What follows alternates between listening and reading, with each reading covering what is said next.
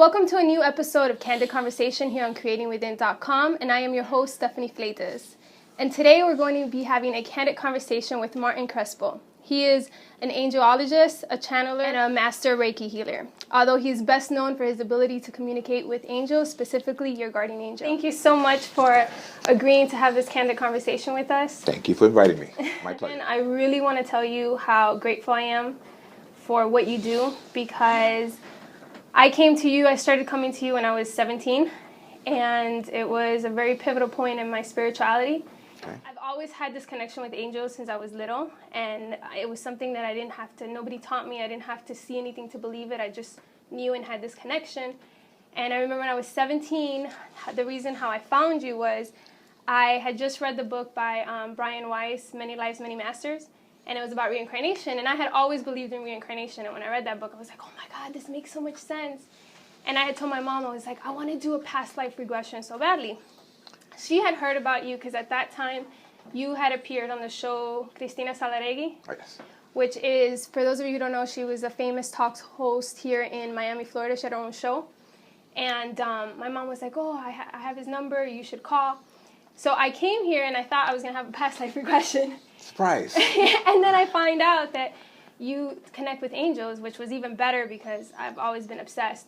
And it was the biggest turning point in my life because it gave me so much confirmation about the things that I had already known and I thought I was crazy. But being able to communicate with my angel through you, because you're such a clear channel for it, was just the biggest blessing because it put me on such an amazing path. And honestly, like if it wasn't for that, I don't know if I would have developed as much as I have now. And I just want to thank you for what you do because it really has been very impactful in my life. Well, you're very welcome. As a matter of fact, the angel readings for me is the one element it gives people a recognition of themselves. Because our guardian angels know more about us than we know ourselves.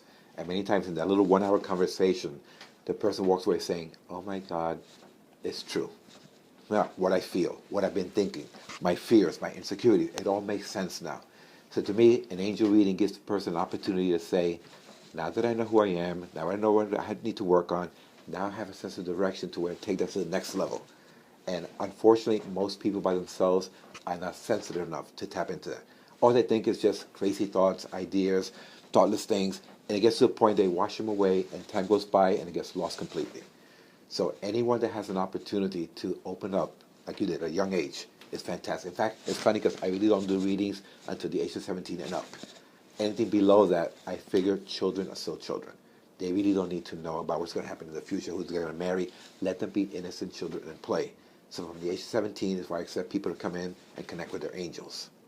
Wow. So you just made it right at that age. I did. Okay? And it was just a blessing how I felt, like how we connected. And to this day, I mean, every time I talk to somebody, I'm always like, I call you the angel guy. I'm like, the angel guy. In fact, that's how I got my name. In fact, one time a little boy from, I think it was Colombia, Venezuela, the family called me up at the office. They were in the hospital here in Miami. And they said, Martin, can you please see my son? We saw you on television. We want you can do a healing. And I go, oh, okay. I was kind of busy, so I called the number. When I called the hospital, the parents were not there, but the little boy answered. And I'm going, hello? He's going, hi. Cute little voice. He's about 9 years old. He said, listen, my name is so-and-so, and your parents left me a message. Do you know when they're coming back? He got very quiet. He goes, are you the angel man? I go, what do you mean? He goes, we saw you on television, and you talked to an angel. I goes, yes, that's me. He goes, oh, so you are the angel man. I go, yes.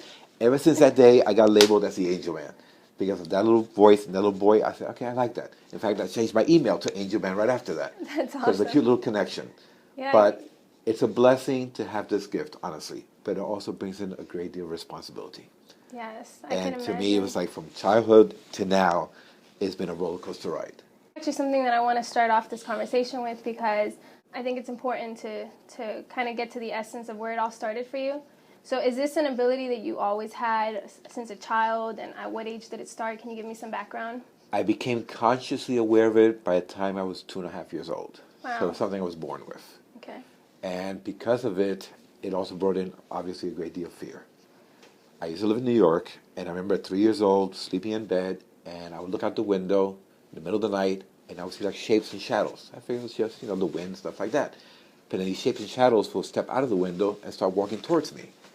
And obviously the fear factor was so humongous that I would get paralyzed. Couldn't move, couldn't talk, just frozen like that. Maybe 5 minutes after the shadows would leave, I would scream at the top of my lungs. My mom comes running in, oh no, you just had a nightmare, don't worry about it, everything's fine. As time progressed, the shadows started taking forms as far as seeing actual faces, details, male, female, children, tall people, things like that. And the fear factor would still be the same.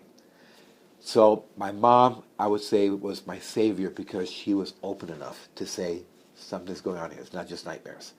But at the same time, when you come from a Latin background, it makes it more complicated because they start telling you about different areas. Santeria, spiritualism, all these different things, which really creeped me out. And I remember as a young child, maybe 9 years old, one of my favorite shows was watching Superman. Mm-hmm. I was sitting in front of the TV, watch Superman, and one day my mom's walking behind me. I go, Mom, this is so silly. She goes, what's wrong? She goes, it's so simple. Of course he could see through the wall. If you change the molecular thing of the wall and add to this, I'm getting into all these details like a scientist, explaining how Superman sees the wall. She just smiles to you, okay, and she walks away. At that point in my life, I started realizing, Martin, you're not like other kids. You have some kind of knowledge that other kids can relate to. It was good and bad because I started feeling like an outsider from kids in school. But by the time I was 10, sometimes people in my family have like an illness or a pain. Something would tell me, put your hands on them. Put my hands on them, feel like a weird vibration, take my hands away. A few hours later, the pain goes away. A little bit later on, I would pick up the pain. So they would go home feeling fantastic. I'm left with the pain for like 1 or 2 days. Oh, wow. So I used to think this was a curse. And then further on, when I moved to Miami, 15 years old, it got to the point that everything opens up with no control.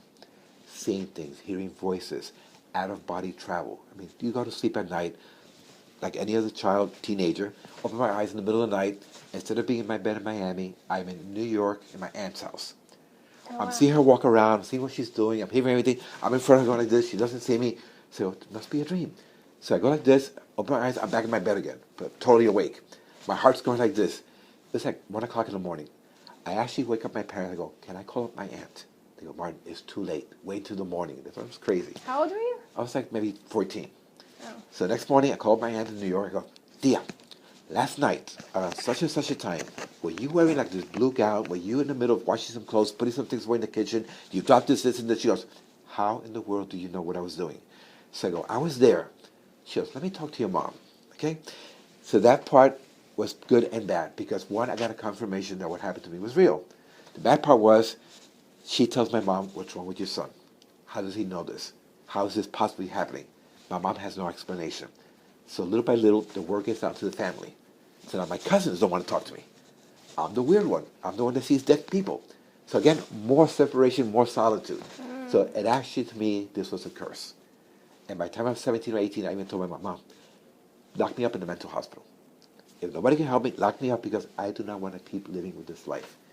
It got to the point that it totally consumed my life 24 hours a day. Even going to college. I remember the first year I was going to Miami-Dade College. At that time, I didn't have a car, so I would take a bus. I'd take a bus there. I finished my class. It was like 4 o'clock in the afternoon. At 7 o'clock at night, I found myself in Hialeah, not knowing how in the world I got from Miami-Dade, which is the south part of Miami, to Hialeah, in the middle of the street. My mom had to call up my aunt, and somebody had to drive, pick me up, and take me home. I would have no recollection of time periods. Another time I was with my best friend in his car, going to school, college, and on the way there, suddenly I'm very cold. Next thing you know, I'm in a snow blizzard, trying to get through the snowstorm. It felt like it lasted half an hour. I go like this, I finally come out of it, I'm in the car, he's parked to the side, he's pale as a ghost. He goes, what is going on? I go, why? He said, Martin, for the last 15 minutes, you've been shivering. I've been trying to wake you up. You don't respond to anything at all. I had to pull to the side, I was getting to call rescue. He was my best friend from high school, but he was also one of the biggest chickens. So I tried to explain to him, I was not here. I was somewhere else in a snowstorm. It was real. I was living it. I was not here. He goes, don't tell me anymore. You okay? Can we just go to school now and end it at that? So you literally had at that point an out-of-body experience? I would leave spontaneously from wherever I was and end up somewhere else. But the dangerous part, sometimes physically, I would end up somewhere else. Like when I ended up in Hialeah in the middle of the night. Wow. So that's when I told my mom, if no one can help me with this, I don't want this. This is a curse. And eventually she found a parapsychologist from the University of Miami.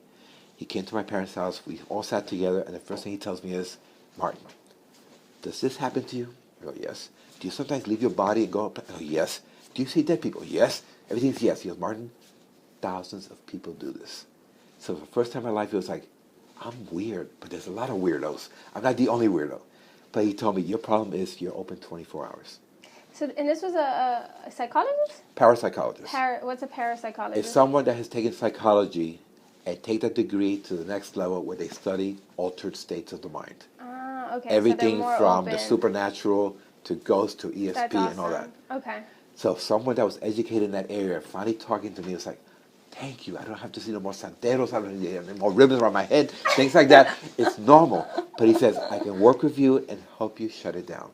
So I spent like 3 months with him, like once a week.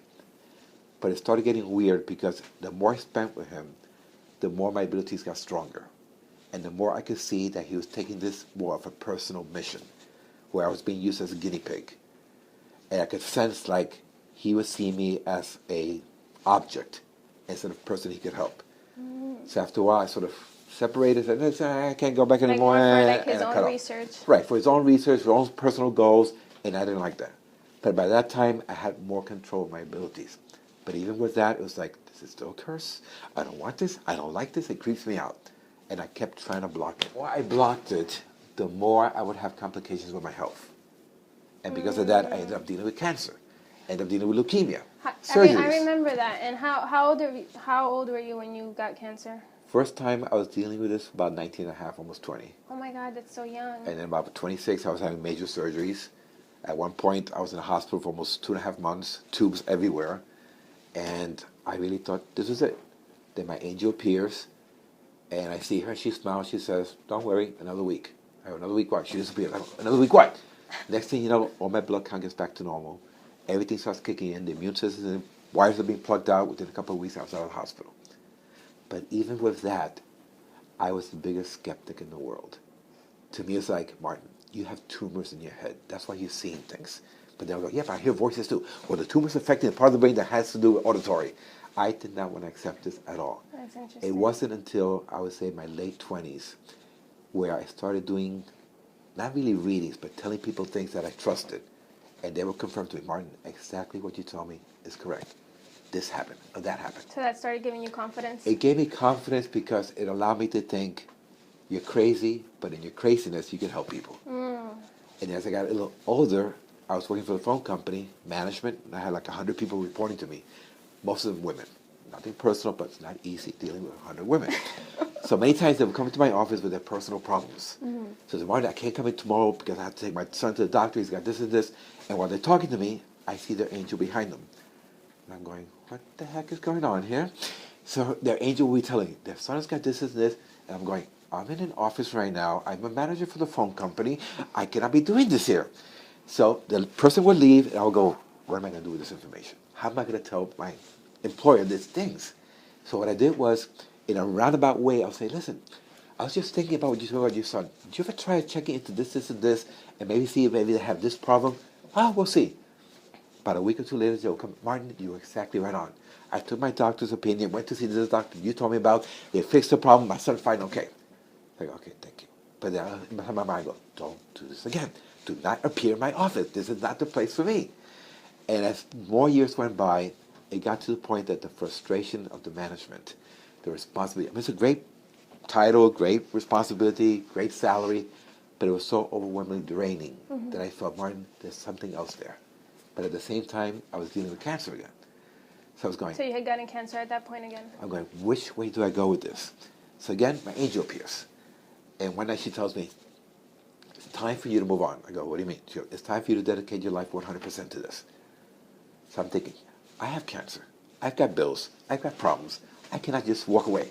So I tell her, give me proof. Financially and physically, I'm going to be fine. I'll open up the doors. Again, I'm waiting for an answer. She disappears.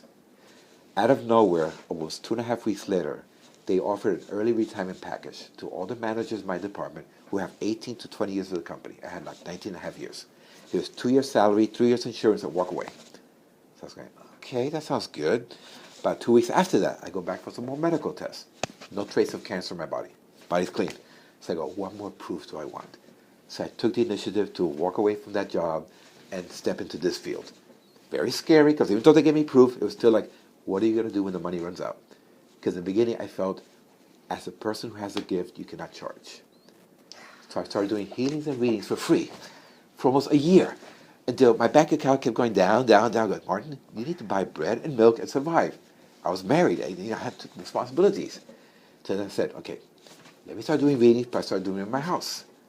So people would come to my house and say, this is not good either. I got strange people coming to my house energy, with all their problems. This is not good either. So I finally said, Martin, you need to be a professional. Because my understanding as a child, especially in the Latin background, my parents would take me to these masses where all these people would get together and go to all these weird rituals. Mm-hmm. If not, you would go to these people's homes where they have these big saints and flowers and stuff. I go, that's not me. So I would tell my mom as a young kid, Mom, it's energy, vibrations, love, God, and angels. You don't need the rituals. It's all in the mind. So I figured, let me just open up a little office and see where it takes. And that escalated from one thing to the other. Then, television programs, writing a book, things like that. But the funny thing is, throughout the 20 years that I've been doing this professionally, not one day have I ever advertised. It's all been basically word of mouth. Yeah. People telling somebody else. And it's just kept me busy. So, okay, so there's a lot of great content here. So I'm just going to kind of pinpoint and jump around. So when you said that you had a hard time with charging, how did you get over that hump, like in your mind? Because I know that that's something that a lot of people struggle in the spiritual community, including myself. Bottom line, my angel basically slapped me on the head. My angel said, you are providing a service. You have bills to pay. Why shouldn't you be responsible in gaining money for helping somebody else the same way a doctor, a dentist, or a lawyer offers a service? Right. And I said, okay, that kind of makes sense. But even with that, I felt guilty for the first year or so taking this money. But then what really clicked in was people's responses. Martin, what you did for me. Martin, you changed my life. And I started thinking, wow, for this bit amount of money, someone's life got changed. It's okay. Yeah. It should actually be more than this. Yes. And not to get greedy, but I said, it's okay. Accept it. But one time I actually had a client that she tells me, you going to charge for this? I said, yes. She says, how dare you charge for something spiritual that God has given you? And I go to her, let me ask you a question. If you had this gift and you had to live in the street because you have no home, and you became ill because you're living in the street, you have to go to the hospital, you have no money to pay for medical attention, your gift would eventually end. You can't help nobody else at all. And she got kind of mad. She wouldn't say a word. I go, what would you do then? And she says, well, I will find somebody to give me a place to live and take care of me so I can do this gift. I go, really? What if that person had complications financially and they couldn't keep maintaining you? What would you do? She goes, well, then maybe I have to charge something, but I don't think it's right. But you can see her face. She was finally shifting, understanding why there was a need to charge. Mm-hmm. So bottom line, people come into the world with different ideas and professions. This is a profession. It's an emotional, spiritual, beautiful profession, but it's still a profession that needs to have a give and take. And that's one of the biggest lessons they told me. In the universe, there needs to be a flow of energy. That's true. If you're constantly giving and not bringing back, you get sick. And that's what happened to me with the cancer. As a child, I wanted to heal and save every single person on the planet. But I had a very hard time receiving. I did not want anyone to pay me. I didn't want anybody to help me. And that constriction of not offering anything back to me provided shifts in my body that the cancer would be produced over and over. Until I finally said, Martin, let it go. It's okay. And most people are like that. Most people feel as though if they're good-natured, it's okay to give. And I see so many people that I go, you've been living your whole entire life giving 80% and barely getting 20% back. And I can see it's affecting you emotionally.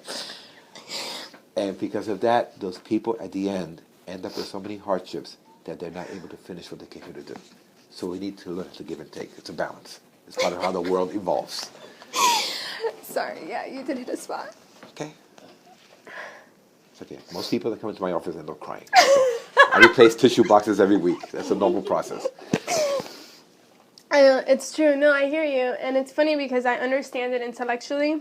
And, but it's just like, I know it's something a lot of people struggle with. And I struggle with it too. Because I feel like I've always been helping people since I was little. And I just feel like sometimes it's hard. There's just this block inside of me that's like really hard. So. Even the fact of giving somebody a hug was difficult for me. Because as a child, my father was very cold-hearted. My mama was more, but we're not the huggy-tuppy in the family. So as I got older, and I would do somebody a favor and do like a healing or something, they wanted to hug me. I was like, get away.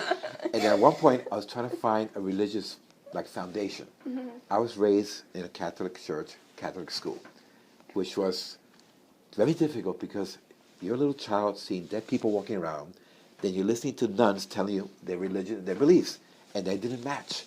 So I would tell my mom, what do I believe? What I'm seeing and experiencing, or what the Catholic Church is telling me? And then when I became older, as an adult, I said, I need to find something else. So I started experimenting with different types of religions and things. And one time I went to this Unity Church. I did not know this, but in the Unity Church, in the first 5 minutes after the introduction, everybody stands up and hugs the person next to them. That to me was like a nightmare. I go, oh my God, everybody standing up and hugging. And the fear I had of hugging was so horrible that after I got through it, I said, I like the church. They even did meditations in the church and everything. I go, what I'm going to do is show up 15 minutes late every day to skip the hugging. To avoid the hugging. Right. But after a while, I got used to it. And in the beginning, it was like, oh, no, no, no, they're going to hug me. They're going to hug me. Go get it out of the way. And after a while, I was the one ready for the hugs. Okay, come on. It's that time to hug. Everybody get up, hug. I got used to the idea. Where do you think that resistance was coming from, that you didn't like hugs? I think it was two things. One, it wasn't something natural as a child in my family structure, even though we were very close in the family. Two, the interaction of energy among people. Because as a child, I learned someone is sick, you do healing and touch them, you pick up an illness. So I learned to sort of like stay away, not get too close to people.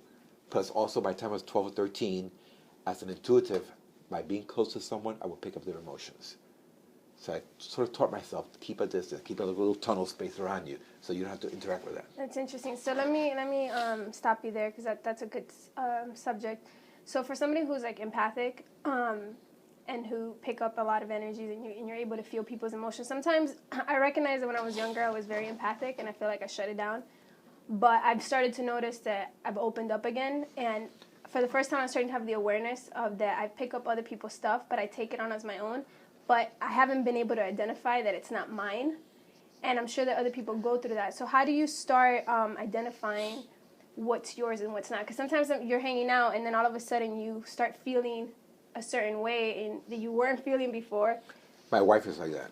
And for her, it was extremely strong, where she would even cry for no reason at all because she was picking up what the person next to her was going through. So what I did with her was I go, honey, you have to understand one thing. First of all, we live in a world right now with, unfortunately, there's a lot of negativity. So the first thing I tell them is create a protective shield around you from the moment you get up. That's your first cushion. Second, when you get close to people, what's going to happen is you start getting ideas, feelings, sensations, moods. You have to know who you are. You have to know your identity to such a high level that you know you don't react this way, you don't talk this way, you don't feel or sense this way. Once you build that self-identity, that you know this is you, anything that's altered or different, you automatically know, alarm, that's not me. I'm picking up something from somebody else. And once you have that, then you know, okay, why am I picking this up? Because sometimes you're picking it up because you're an open antenna. Sometimes you're picking it up because someone's forcing you to pick up something to help somebody else out. And that's the other part you need to differentiate. How do you do How that? do I know to interfere and talk to this total stranger or just ignore it and walk away? That's all trial and error. It gets to the point that the times that you do attempt to talk to someone to help them, something clicks, and you start building up the sensation that you know, oh, this is a clicker, this is ignore. And the ones that you ignore, not because you're being mean and you can't help them, you're picking up information, but at that point, that person's not receptive to whatever you have to say. So you have to learn to just walk away and let it go. That's true. One time I was in Publix, and there's a lady at one of those blood pressure machines, older lady, like in her late 60s. I'm in line waiting. I keep looking at her. Next thing you know, I see there's energy around her. Not her angel, but just energy. Then I get these words. If she doesn't go to a doctor very soon, she's going to die of a heart attack. Wow. So I go, okay, How what do I do I say do that? in the middle of Publix? So I put my stuff away. I walked up to her, and I go, what do I do? When I get closer to her, you know, she's kind of afraid, total stranger coming up to her. I go, listen, sometimes these machines don't work too well. Maybe you should go to a doctor to get a better result. All I picked up from her is fear. This strange guy's telling me not to use machines. I can tell this is not good. Next thing you know, a voice tells me she has a little grandson named Joseph that she needs to be around for him. I'm like, come on, guys, really? So I finally go, ma'am, please don't think I'm crazy, but you have a grandson about 8 years old named Joseph, that he really loves you, and I just want to make sure that you're okay. Why don't you go see a doctor? Her eyes got all watery. She goes, how do you know about migraines? I go, that's not important. But she goes, thank you. She goes, I'll go see a doctor. Don't worry about it. Thank you so much. I'll go see a doctor. Now can I go to my line, get my bread, and go home? So sometimes you go out of your way to do it, and sometimes you go, it's like, not the right time, and you battle with that. And it might battle for 3 days. You might be in the back of your mind, why didn't I say anything? But you learn to just go. You can't help every single person. You will go nuts if you actually think you're going to tap into every single person's life and save them. No, that is crazy. Yeah, that's why when I was younger, I had to close that off because I felt that way. I felt like I always needed to help somebody, or like, I'm like, the world is going It's crazy. very overwhelming. It's a lot of like It's overwhelming to and carry draining. that weight. Yes. And as a young person, you don't need to be dealing with that. You're dealing with regular, natural stuff to begin with. Adolescence, childhood, everything else. You don't need to have that bucket on top of you either. Yeah. So I'm going to jump around, but when you said when you were growing up that you were kind of resisting, well, not kind of, because you were resisting completely. big time. During those times, were your angels like talking to you? Were you having regular communications with them? No. How come they weren't appearing in those times where you were like so frustrated? My assumption is I did not have open communication to them because of the fear factor. Which I would assume, since you were in fear, that means you're in a low vibration, because in order to connect with angels the way you do, especially the way that you do, you need to be at a very high frequency. Bottom line, everything's energy and vibrations. The moment you connect with fear or anger, you create a density around you. We exist here on a human level, let's say, for example, at 3 revolutions per second. When we die and we go to spirit form, or other physical density of the body, it jumps up to maybe 15. Guardian angels exist maybe at 100. So very, very few people have the capability to actually see an angel in front of them. They might hear voices, they might see an image, they might see light, but to see the detailed angel, you have to go up to 100. What happens in my situation when I do a session is we make an agreement. They lower down to 50, I go up to 50, and we connect. Oh, wow, okay. We hold that sequence for about an hour or so until I can't hold it anymore. The session's over, we disconnect. So basically, they also meet you. They are assisting me because they know they're here for a reading. The angel already knows ahead of time, the appointment is set up, and when they get here, the person gets here, the angel's already said, listen, let's go, click on, turn on, we're focused. And they lower it, I start opening, I start seeing the image, it's like talking to you, clearly. We have that conversation for an hour or so, get all the information, it gets a little bit draining, and then it's like a cut-off switch, and I loosen. I love your sessions, they're amazing.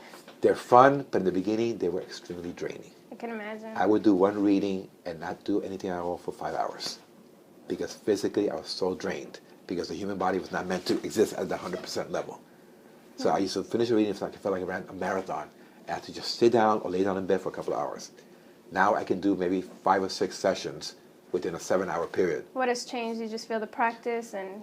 The practice and the adaptability of my energetic body to exist at that level at a regular basis. But even with that, I've even told my wife, this needs to come to a stop pretty soon. So eventually you feel like you don't... Not that I don't want to, but I feel a shift is taking place on the planet that my responsibility is also shifting. Gotcha. People are walking around in today's date clueless. And I feel a need, and I've been doing this for the last couple of years, doing workshops in different places, different parts of the United States, South America, things like that. People need to realize that when the changes come in, if we're not emotionally, mentally, and spiritually prepared, we're lost. So I feel a need to stop the one-on-one sessions and educate people in the masses. Write more books, get out to lectures, that kind of work. That makes sense, because you're able to touch more people It's at a ripple once. effect. You speak to a group of 100 people, those 100 people will speak to another 100 people, and so on and so on. That's true. Here you have a one-on-one session. Yes, it changes your life and everything, but again, the draining part. Doing this for 20 years in a row. The other day I was calculating, I've done over 19,000 readings in a short period of time. And going up and down to that level is not normal. So I want to be healthy enough for my son and everything, if we get older, to be there for him. So part of this is a transition of new responsibilities and me stepping into a whole different area of my work. Nice. And can you tell us, for those out there, you said when you do your readings, you're able to see it, like if we're talking right here. How is it that you receive the information and you process it? Is it... It's telepathically, but the funny thing is, it goes at 90 miles an hour. For example, we have a conversation, I say a few words, you say a few words. When I connect with the angels, I'm being plugged into a circuit. So automatically I feel like this, they give me an entire paragraph in 5 seconds. For example, if they wanted to say, let her know that tomorrow she's got an opportunity to go for a job interview, it's going to work out, she's going to go 2 weeks later, I get all that in a matter of and it doesn't stop. So I have to remember all that, spit it out as fast as I can before the next thought comes in. Which is why when I do my readings, I'm going 90 miles an hour. Yeah, which is why your readings are always, it's always best to record them. Record it because it's impossible to memorize this. Yeah. And that's another part that's draining. Because sometimes I even yell at the angel. I go, put it on pause. Yeah. Hold up a second, let me catch up with these last 3 paragraphs before I get to the next one. You've done that in my session. And the funny thing is, you also have different levels of personalities in the guardian angels. You have some guardian angels like soldiers. Like this, 4 or 5 word answers, straight to the point, and that's it. There's other ones that are playful. They're joking around. And then you have what I call the rookies, which are like guardian angels that for the first time are leading a human throughout their lives. That is interesting. And their energy is kind of funny because you can tell their energy is like almost nervous. When they give me a response, they're like a little bit unsure. I go, okay, do you want me to say this? Okay, we got it. Then we go on to the next thing. Then you have other angels that you can tell they've been doing this. They're masters. And they just sit there and spill out in detail what the person needs to know very quickly. We finish a session and all that. Plus, the person's energy also affects the reading. If the individual is very close-minded and negative, I will still get the information, but I have to struggle. If the person is very receptive, they're open, they believe in angels like you, it flows so easily and it gets so detailed, like, oh, wow, this was good. And it doesn't drain me at all. I feel like I didn't do anything at all. But some people actually come here on purpose to test me. And I can tell. Because they'll sit there and go, I have no questions at all. My wife told me to come see you, and tell me what you have to tell me. I go, oh, God, here we go, one of those. So meanwhile, I see the angel behind him, and the angel's going, oh, boy. So the angel starts telling me things. And most of the time, most 90% of the time, within the first 15 minutes, that little stubborn person's got little tears coming there, and they're trying not to show it. And by halfway throughout the session, they're sharing, they're crying, they're saying, okay, thank you. And at the end of the session, oh, my God, this was unbelievable. This changed my life. Thank you so much for the session. So everybody has an angel. Everyone can get the information. But some of them are just very difficult to get through because they themselves are creating a blockage they don't believe from their own energy. Right. Yeah, because everything, I believe, everything is belief. You have to believe it first in order to... The moment you believe, you open up a little vacuum to let things flow. Exactly. But the moment you close that down, you got to walk around it, through it, or knock the walls down. You just make it so much harder for yourself. It's difficult. So every person has a guardian angel. Yes. Now, most angels are not haven't been incarnated as humans. Correct. Explain. Okay. You have a bunch of different dimensions of angels. Okay. From archangels to guardian angels to earth angels, things like that. Okay. That's good. The guardian angel themselves have chosen the responsibility of being someone's caretaker throughout their journey. Okay. But you have to look at it in 2 perspectives. In their level, time does not exist. Yes. So if someone is 70 years old, it's not like they wasted 70 years of their life, day by day, following this person around. On top of that, besides being that person's guardian angel, they have other responsibilities. They exist in a different dimension. They're doing other things besides watching over that person. So many times these guardian angels, to them, it's like almost like a pleasure and an honor to be there for that person. Where many times the guardian angel is more emotional in a reading than the actual person to meet with their angel. So you got all these things, they have tears flying everywhere. But the guardian angels themselves, as they invoke their person's life, the only free will part is they're not allowed to interfere. Yes, that I know. Okay? Yeah. You, as a human being, have your free will. If your mission here was to become a doctor, study medicine, and you're taking engineering, your angel's trying to figure out how do we get this person from engineering into medical school. And what they might do is someone very close to you becomes very ill. They're diagnosed with cancer. You spend 3 months with that friend in the hospital, and eventually they pass on. But you were angry at the way the doctors treated them. You were angry at how the medication really destroyed their bodies. And you say, you know what, if I was a doctor, I'll find a different way. Next thing you know, you lose the interest in becoming an engineer, and you go into medical school, and then you go, right, we got him on track again. But the angel doesn't care if you're 12 years old or 88. If you're here to go study medicine, they'll figure a way, get you into school, and do that. The sad thing is, as humans, fear, indecisions, and holding on to the past does not allow us to step into our life mission. And we all have that. And at the end of the day, we still have free will. So even if our destiny or what we chose for this lifetime was to be a doctor, but we're taking another route, our angels will give a sign and will try to get us there and help us as much. You but might at the turn end, around if we don't, and at the age of 50, decide that you want to discover alternative medicine, and you become a doctor in alternative medicine. Meanwhile, your goal was to do that at 18, but it came out at 50. The idea, the check mark is done. The little bucket list. And the idea is, you finish your bucket list, you do not repeat another physical lifetime. But not everybody finishes what they're here to do in one life. Most of the time, I would say 90%, no. Now, for the very first time, I've been doing this for over 25, 30 years. Now, for the very first time, I'm seeing a lot of people that are actually working on their last physical lifetime. That the angel has told, listen, if you get this act together and do this, this, and this is your last journey. Don't blow it. And it's because we're finally reaching a point of spiritual evolution that humans are finally understanding there's a lot more than just the material world.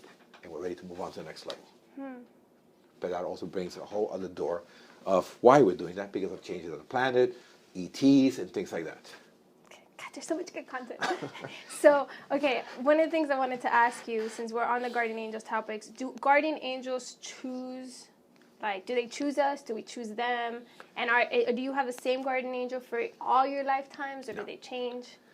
They choose you based on what you created as your life mission before you're physically born. Imagine your soul in a laboratory, and they go to a little station, and they go, okay, this little TV screen, this is what I want to do my next flight. And you start typing in, I want to do this, I want to do this, I want that.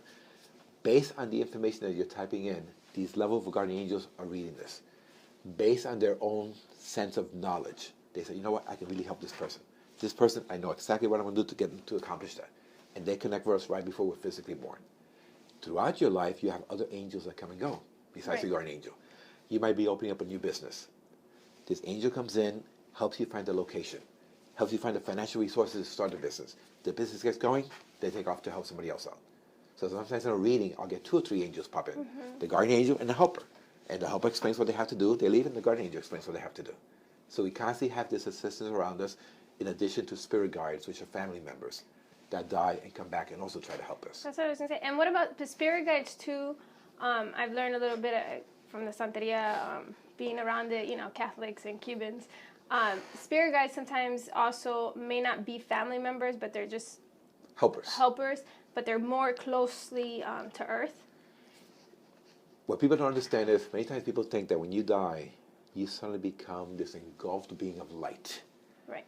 When you die, you just move up one notch from the same personality and knowledge you had before. What happens is many souls that cross over, their love for the family members that are left behind creates a door that they can come back, see us, visit us, and maybe give us a hint about something to avoid or something we should do. But they don't have major knowledge to really assist us in our life mission. That's why sometimes, and I'm not saying this in a negative way, sometimes you go to see someone for a reading, and throughout the whole reading, what they do is connect you with 2 people who've died, that you already know they're dead. They give you some confirmation that they are those people, but at the end of the reading, you go, okay, thank you. Nothing has happened. You don't know what your future is. You don't know what blocked you in a past life. You don't have that much information. With your guardian angel, they have like a blueprint of what you said you wanted to do this lifetime. They also have a blueprint of all your past lives to let you know what happened here that's blocking you now and how to fix it. Yeah. That's one thing I noticed that, because when I came to when I was 17, I had already experienced the whole tarot cards and psychics. And after experiencing you, I realized that, tarot cards are more immediate information because it's more on vibration of what's going on. But your angels is such a higher vibration because it's big picture. Oh, yeah. Where you at with your life mission, like big stuff. They have your past, present, and future.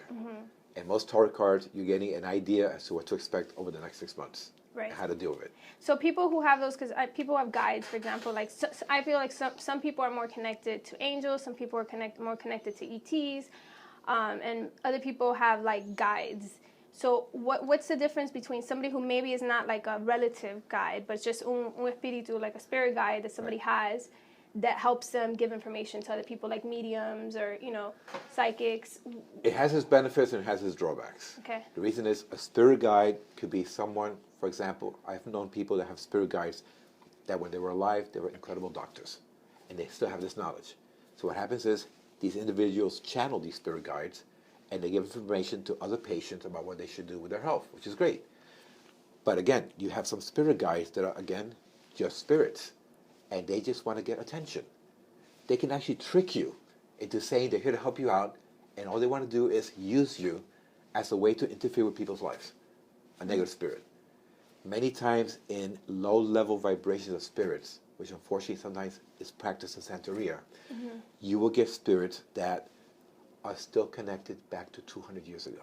Yeah, that's where what their I felt. tradition is to smoke the cigar, drink this thing, talk in these low-level vocabulary words, where they might have some knowledge, but at the end of the whole entire half-hour session, you walk away going, okay, I really don't understand what happened. So when you work with low-level spirits, you're going to get low-level information. If you work with entities or spirit guides that had knowledge when they were alive, they will give you good insights too. But as a person that's psychic, open to that, you have to be very careful who you allow to cross that door to work with you. Because some people say, oh, I'm psychic, I'm open to everything. Oh, I pick up a spirit, let me see what the spirit wants. I go, no, no, no. Because if you don't do this properly, it can destroy you mentally or even take your life. I've had situations where certain people have been either possessed or lost control of their psychic abilities, and they're one step away from being locked up in a mental hospital. Which to me, right now, 40 to 50% of people in mental hospitals don't belong there. They tap that to something accidentally psychically, and they need help. Because when I majored in psychology, one time we went to Jackson Hospital. I was like in my early 20s. We went, about a group of 6 of us, to look at patients and take some notes. One patient in particular was a woman diagnosed as schizophrenic. We walk into her room. She gets up from her seat, stands on the bed, and starts talking to the wall. Everybody's taking notes. I keep looking. I saw the person that she was talking to. Thinking, oh my gosh, she's not crazy. There's somebody there. But I start thinking, if you say anything, they're going to give you the room next to her. So I had to shut that down and swallow it. And at that time I said, I can't keep doing this. I cannot study traditional psychology knowing there's other aspects that are not taught. And I was working on my master's. I said, no, forget it. Forget my master's. Let me do it my way. So I do my spiritual counseling instead of that traditional psychology counseling. That's interesting. Yeah, because that's what I was going to school for psychology. But I feel the spirituality has to eventually merge, like with science, with psychology, everything. With everything. In the future, spirituality becomes a common note where I would say in 20 years from now, most hospitals will have alternative medicine, 60%, traditional medicine, 40%. Can't wait. Psychology will introduce, and they're doing that right now. They're bringing spiritual psychology, trying to tap into regressions, past lives, things like that. 10 years ago, you wouldn't do that at all. I know. I remember 10 years ago, even when I used Brian to go Weiss, to the he's big the one store. that brought that into us. Yeah. And because of him, it became open. But now they're finally getting proof, documented proof of things they've tracked down. Yes, this person was born and they had no way of having that knowledge. So waking up to an era right now where spirituality, all the seeds are finally growing. Yeah. But it's up to people to want to go and sniff these little flowers and touch them and do something with them. Because other people say, oh, it's cute little flowers, I got things to do, and walk away. So we have to realize that it's their time to grab it and learn from it. Yeah, I think the spiritual world is so important. I think that, I talk to my best friend who's in Atlanta, and I always talk because she's more logical and analytical, and in the last 4 years, I've opened up her spiritual path. And now, like, she's been texting me and Susie, and it's like, oh my God, look at all these synchronicities. And because I tell her, I was like, everything you want, like, if you work from it, from the spiritual aspect, it'll be so much easier than trying to go against the grain or upstream with, like, the logical side of the physical world. Can you tell me a little bit about other types of angels that we have? I know that we have guardian angels. And I know one time I had a session with you, and we had a principality, you called it? Yeah. What are those? Principalities are basically on the third tier of angels, which they're responsible for global and universal responsibilities. You have angels that are basically connected to the earth. You have other angels that are connected to health, like you have Michael the Archangel, which is protection. Archangels have their own responsibilities among humans, but there's levels above them that have responsibilities for the universe and connection directly to the God source. But within ourselves, we also have what I call earth angels. Yes. That sometimes people are in a tragedy. And what happens is they're driving, they get into a crash, the car goes underwater. They swear that they saw somebody swim next to them, open the door for them, pull them out, help them up, get them off into the shore. When they turn around, there's nobody there. Those are the ones that come in and then leave. Those are the ones that come in temporarily for emergency situations. Gotcha. And those are almost like a SWAT team. They're basically hovering around to see if anybody really needs something. But sometimes something negative cannot be interrupted if that experience is part of that person's mission, even if it means it's their death. And they have to respect that too. And that's why I tell certain people, you cannot force someone to see me for a reading. And they go, what do you mean? My husband should see me. He's very close-minded. I go, no. I only want people walking to this door if they have made the conscious decision that they're willing to get answers and they want assistance. Because you force someone to come in, one, the timing is wrong. Two, they're not ready to accept the information. And I've had people that come here, and you can tell they're not ready for it. They walk away and go, they got nothing out of it. Yeah. Maybe a year and a half later, they come back, and the second time I go, Martin, it makes so much more sense now. I go, yes, because you were ready. You were open to it. Before you push yourself to understand this. Resistant. It's like that quote says that I love. when the student is ready, the teacher will appear. Correctly. The soul is constant. Your soul only knows two things. No matter what happens, it's going to keep living. So it has no fear. And the soul knows that it needs to accomplish what it came to do here, so it doesn't have to come back anymore. The human has three qualities. It has questions everything at all, no matter what. Yes. 2, will hold back and lock in negative issues from the past and won't let them move forward. And 3, the human has an incredible level of fear that does not allow them to see their own potential. So the soul and the human mind battle 24 hours a day. In fact, a friend of mine are getting together to put a workshop based on that. If we can understand how the soul works individually, how the mind works individually, how they work together, we can create a mechanism that makes life so much easier by trusting both parts and getting them to work on the same page. How, now that you say that, how for somebody out there who's struggling with releasing negative patterns, negative thoughts and behaviors, do you have any strategies or methods for them that would help them? 2 things they need to understand. 1, every thought has energy and vibration, including old thoughts. What happens is, the moment you bring back into your memory a difficult thing that happened 10 years ago, you relive it in your mind. The moment it gets relived in your conscious mind, the energy of that situation awakens, locks into your aura, and it stays in your aura, your energetic body, for weeks and months. If the person is constantly living in the past, eventually you create a barricade in your aura where you're spinning your wheels and getting nowhere at all. The second thing is, by living in the past and rewinding, you're forcing the soul to relive the same tragedy over and over. You're not learning from it. You're basically digging a deeper hole within yourself. You're not moving anywhere at all. So just knowing those 2 outcomes should be enough to scare you to say, let go of the past. Yes. Because even the angels tell me, tell people that when they wake up in the morning, focus on what they have to do that day and whatever they want to program for the future. Whatever happened in the past, let it go. Put energy into what you want to bring in. It's true. Because if you're going to energize things, by thinking about problems, you're energizing the problems. They're going nowhere at all. Exactly. You want to energize the solutions. And the mind is so powerful that if we learn to tap into it, we avoid so many setbacks. It's true. And also, it gets you sick when you're constantly... Physically, it will take you and destroy you, depending on what the emotional blockage is. Depending on chakras and the energy parts, it will destroy a part of your body where that little memory is locked in. It's good to talk about your problems, but I notice that sometimes, even on Facebook, when people are constantly spitting out all their problems or negative, I just feel like you're reinforcing that. And that's kind of what you're saying. You are, because the moment you're declaring it, you're also still owning it. And the moment you own it, it's yours. So you're screaming it out there on Facebook, but it's going like this and spinning right back towards you because you haven't released it. And also the words that you use. If you scream out a message saying, I'm tired of being sick, I wish I wasn't sick. Wish is a future word. If you say, I'm tired of being sick, as of today, I am no longer sick. That completely changed the whole energy of the statement, that it changes the metabolism of the body. But we don't understand how powerful words are. That's true. And even doctors, especially when I was dealing with cancer, many doctors say, you're diagnosed with this type of cancer. Based on this type of cancer, you're good for 5 years. So many cases, the person's feeling fantastic for 5 years. As they get that close to that 5-year thing, the body starts breaking down. Because they believe Because it. internally, the clock told them, that's all you got. So I hate when doctors give a set time period to a person's destiny based on their illness. That's why angels, I noticed, because from readings, I've done so many, for 6 years that I came to you, I noticed one thing of the patterns, I noticed that angels don't really like to give too much timelines, and even if they do, they're never accurate, obviously, because time is different there. Right. But I think that sometimes you can, because They you need get to stuck. give you the freedom for you to discover and create that aspect of your life without a time clock clicking. Because if they tell you it's 3 months when this is coming and you haven't done it, where's it coming? right, you get so full of anxiety, anger, and distress I've that been there. it's not going to happen at all. But if you have a little leeway, you're always going to be around this time, and it happens maybe a week later, 2 weeks later, fantastic, okay, great, move on. But the moment you put that little time clock, it's very negative. Yeah. And that's the same thing that happens on this planet.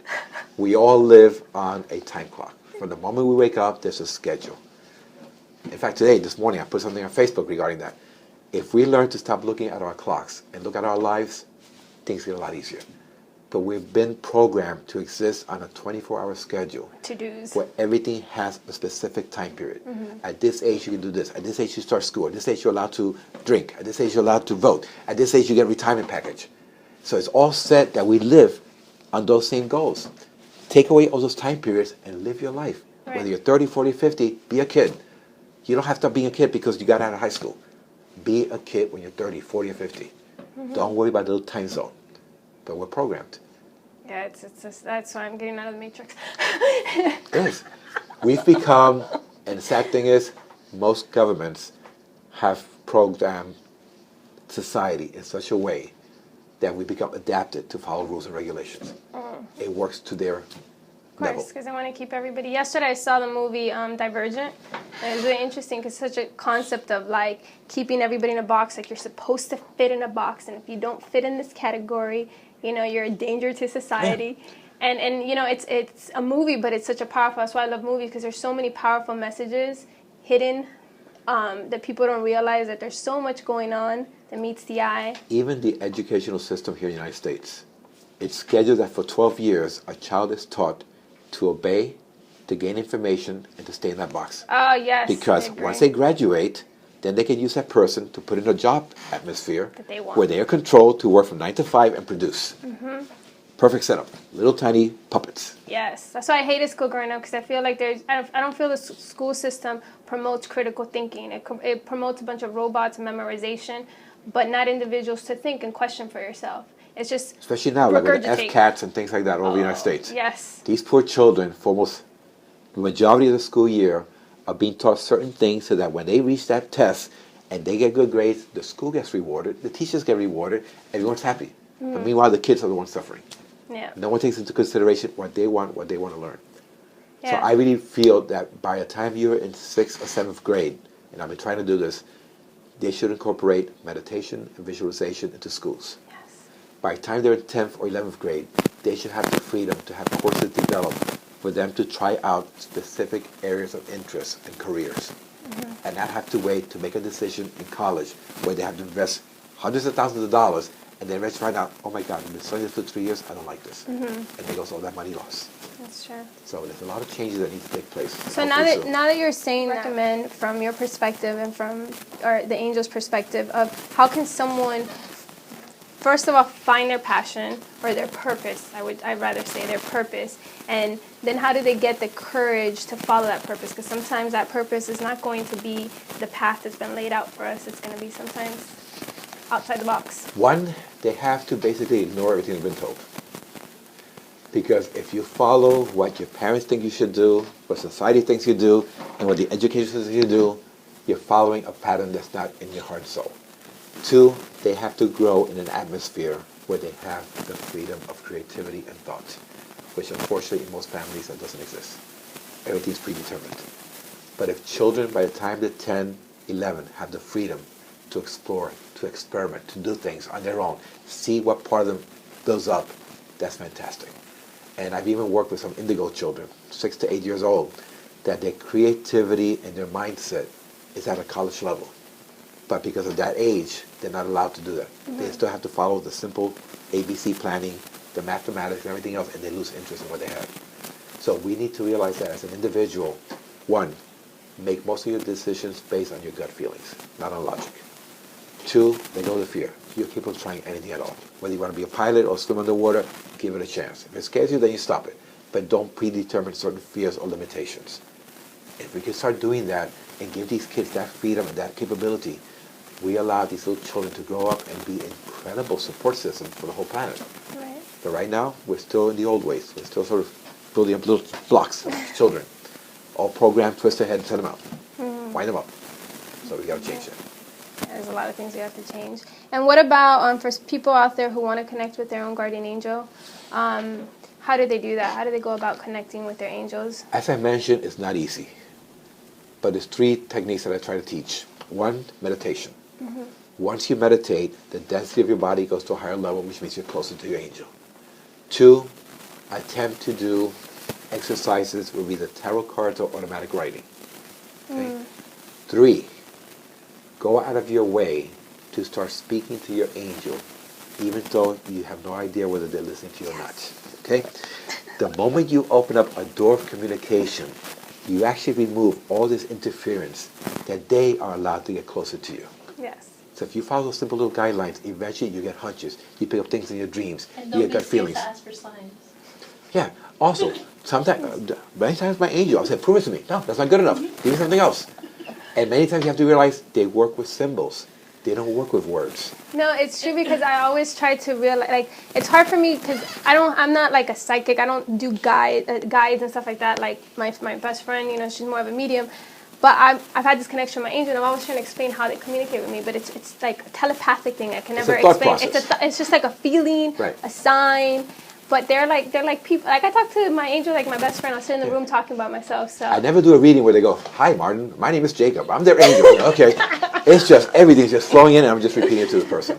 And even that with the names, in the level of guardian angels, they really have no names. They give us a name for us to associate because that's what we're used to. Yeah, humans. But one angel doesn't go to another. Hey, Mary, how's it going? Oh, Bob, pretty good. No, it's just a love vibration. They're talking back and forth. There's no need to identify themselves as unique or different. They're all the same level of loving beings. They don't need to basically separate themselves through names. We do that over here. We have our own individual names. Yeah, we need everything labeled. Right. Are there humans, I mean, we're all from everywhere else, but that, for example, like if you came here, would you belong, just like some of us are from certain planets, let's just say, would one of us be from an angel realm, or that's not possible? You are opening up a big can of worms right now. Because now you're talking about multidimensional beings. You're talking about star ancestry. Mm-hmm. And you're talking about the fact that many of us are actually in our DNA partially connected with other races from other planets. Mm-hmm, which I believe, but so the moment you open that door, it's like a whole other world of looking at life. But basically, it's true. Many of us do have I would say not psychic, but energetic connection to other dimensions. Right.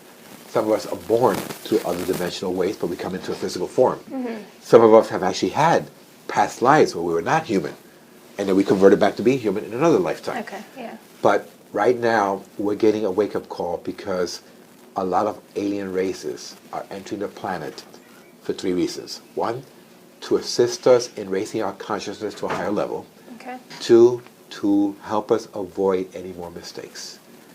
In today's state, a predetermined energy is being put onto the universe to create wars. One of them that's very close is Russia and the United States. These alien races already said if it gets to that point, they're either going to interfere or stop it. They do not have us playing these stupid games anymore. This, I don't believe what you believe, so I shoot you. Okay? Mm-hmm. So because of that, there's another part of alien energy that's coming into the world to basically check on their children. Many of us that have a strand in our DNA for another alien race, they're coming here to see how we're doing, to help us evolve, to awaken that part of our consciousness.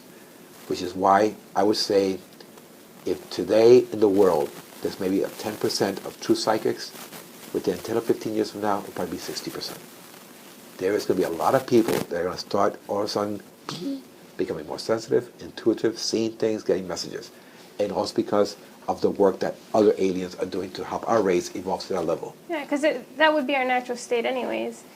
You know, we all have those abilities. Yeah. And I think it's time. I mean, it's like everything. It's like a plant. It either grows or dies. We have to evolve to the next level. If you look at the theory that we all come from the God source, if you come from something, that means you're connected to something. Yeah. So depending on where you are, we're all part of the same level. Yeah.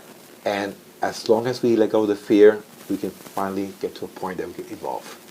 But right now, in today's date, and they say it's going to be soon, probably the next year or so or less, they will come out with proof that ETs are real. So many people are going to go into panic mode, thinking the Martians are coming, it's the end of the world. So many people are going to think, oh no, before they kill me, I'll kill myself. They'll be suicidal. There'll be depressions, which is one of the reasons why they've limited the knowledge so far. Right. But it's gotten to the point right now where even the aliens themselves have said, we've been trying to work with you guys. You guys have been trying to hold us back. We cannot keep doing this anymore.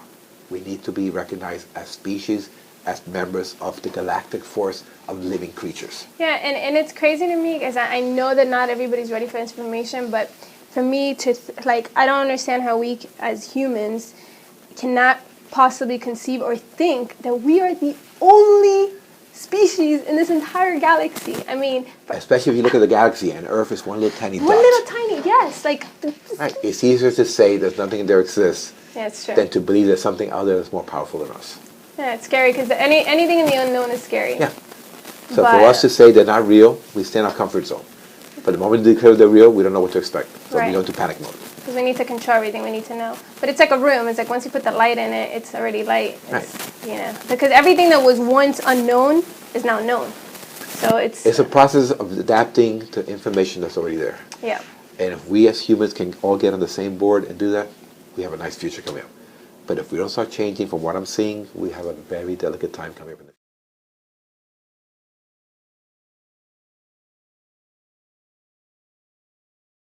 Learn that if they review their lives, for example, every 5 years, anything in those 5 years that they had trouble with, emotionally, mentally, spiritually, physically, resolve it.